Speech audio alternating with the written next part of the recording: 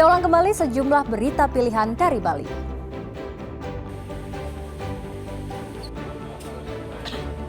Identitas mayat yang ditemukan terdampar di pantai Gilimanuk Jembrana akhirnya terungkap.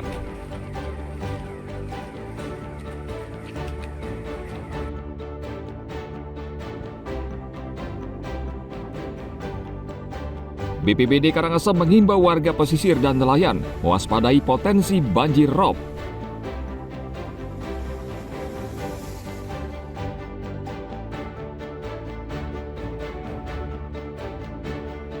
Ajang MotoGP Mandalika belum memberikan dampak terhadap peningkatan kunjungan wisatawan ke Karangasem.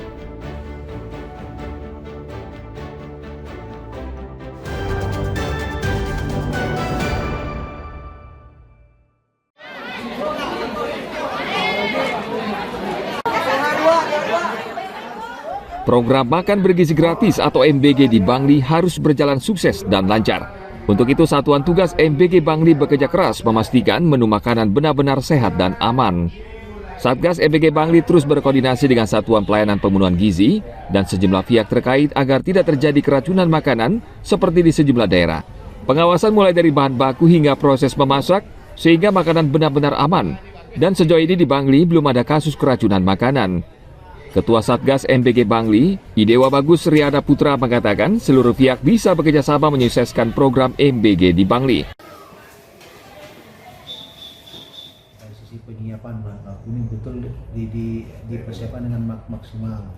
Ya, tetap ini kan laporan dari Puskesmas tetap dia koordinasi lihat ke SPG-nya gimana bahan bakunya sudah memenuhi standarisasi enggak. Artinya jangan sampai terjadi beras yang tidak bagus. Dan artinya sementara lah. Selama ini kan Bapak wartawan kan belum ada lah. Sementara tidak ada keracunan di Bali. Di Bangli, program MBG baru berjalan di Kecamatan Bangli, Tembuku, dan Susut. Sementara untuk Kecamatan Kintamani masih menunggu kesiapan masing-masing dapur. Tim Liputan melaporkan dari Bangli.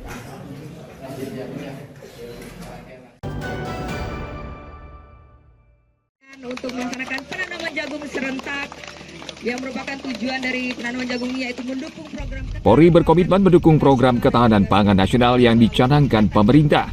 Kapolda Bali Irjen Pol Daniel Aditya Jaya bersama petinggi Polda Bali dan jajaran pemerintah Kabupaten Gianyar menanam bibit jagung di wilayah Sibak Dadapan, Desa Pejengkace, Kecamatan Tampak Siring. Kegiatan juga dihadiri Wakil Bupati Gianyar Ana Agung Mayun bersama Sekretaris Daerah Gianyar Gusti Ngurah Adi Widya Utama. Kecamatan Tampak Siring terpilih karena suhu dan kondisi wilayahnya sangat cocok untuk pengembangan jagung. Selain itu, daerah ini masih memiliki lahan yang luas untuk penerapan pola tanam 2 kali padi, 1 kali palawija. Harapan ke depan sih kita supaya kalau sudah hasilnya yang bagus, mudah-mudahan bisa ditiru oleh petani-petani kita yang lain. Karena kita tahu nih Gianyar ini daerah pariwisata. Mungkin dengan hasil yang meningkat niki menjadi menggairahkan petani kita untuk menanam jagung biar petani kita hiduplah. Selain menanam jagung, Kapolda Bali juga meninjau pasar murah yang letaknya tidak jauh dari lokasi penanaman bibit jagung. Kapolda mengecek stok beras, minyak goreng, gula pasir, sampai aneka buah untuk kepentingan upacara. Tim Liputan melaporkan dari Gianyar.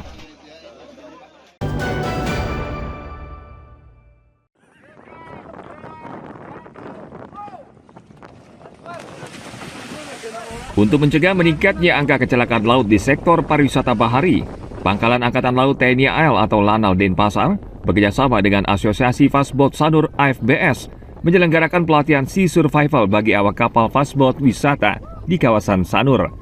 Tidak hanya teori, namun TNI AL Denpasar juga mengirim satuan elit Kopaska Kuarmada 2 Surabaya. Mereka memberikan pelatihan teknis cara bertahan hidup di laut dalam keadaan darurat.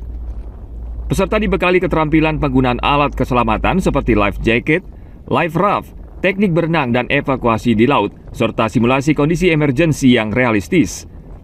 Komandan Lanal Denpasar, Kolonel Laut Cokorda Gede Pemayun mengatakan, kegiatan ini merupakan komitmen TNI Angkatan Laut untuk melindungi masyarakat dan pelaku pariwisata laut yang rentan terhadap risiko kecelakaan. Kegiatan ini kita bekerja sama dengan AFAS dari Asosiasi Fastboat Sanur. Kita melatih mereka agar memiliki kemampuan yang meningkat yang dari sebelumnya, di mana kegiatannya itu antara lain cara bertahan hidup di laut atau survival yang langsung dilatih oleh tim dari Satker Pasca 2 Kormada 2 dari Surabaya. Karena ini merupakan tanggung jawab kami sebagai Angkatan Laut untuk membina seluruh penyelenggara pelayaran atau yang berkegiatan di laut untuk disiapkan menjadi komponen cadangan dan komponen pendukung. Kami berharap artinya ada peningkatan kompetensi dan mental dari SDM-SDM yang kami miliki terutama di pengawakan, sehingga mereka bisa lebih maksimal dalam memberikan pelayanan, terutama adanya perubahan demand. Dari awalnya kami adalah sebagai armada penyeberangan umum yang menyeberangkan masyarakat umum, tetapi karena peningkatan arus wisatawan yang berkunjung ke Nusa Penida maupun Lamongan, sehingga kami pun pemilik PBBS ingin memberikan peningkatan kompetensi dari pengawakan kami, sehingga kami bisa memberikan rasa aman dan rasa nyaman kepada penumpang kami, terutama wisatawan-wisatawan yang ingin berkunjung ke Nusa Penida maupun Lamongan. Kegiatan ini sejalan dengan arahan Kepala Staf Angkatan Laut Laksamana TNI Muhammad Ali yang menekankan pentingnya peran Lanal di wilayah dalam mendukung pembinaan potensi maritim nasional, termasuk pelatihan keamanan laut bagi masyarakat pesisir dan pelaku usaha transportasi laut. Tim Liputan melaporkan dari Denpasar.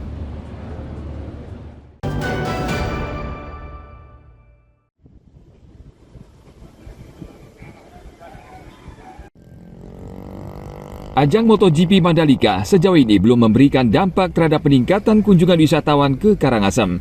Berbeda dengan tahun sebelumnya, MotoGP Mandalika tahun ini, baik sebelum atau sesudah ajang, jumlah wisatawan yang berkunjung ke Karangasem tidak meningkat sebagaimana yang diharapkan.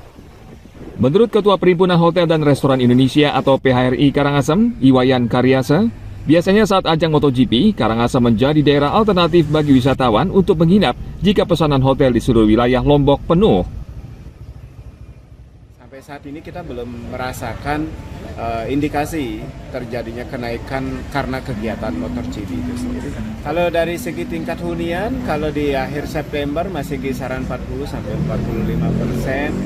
Jadinya mudah-mudahan nanti ini bisa bertahan dulu sampai di bulan Oktober, di bulan November, karena pada sessionnya nanti di bulan Oktober, November sampai di bulan sampai bulan April itu tingkat kunjungannya justru akan sedikit menurun karena akibat daripada memang kita kan kunjungan Karangasem itu masih didominasi oleh kunjungan wisatawan asing, yakni Eropa dan Australia tua. Saat masa sepi kunjungan, wisatawan ke Karangasem sekitar 40 hingga 45%. Sebagian besar wisatawan asal Eropa. Untuk itu, PHRI Karangasem gencar mempromosikan wisata dan menawarkan paket-paket wisata ke wisatawan domestik karena potensi wisatawan domestik cukup besar. Tim Liputan melaporkan dari Karangasem.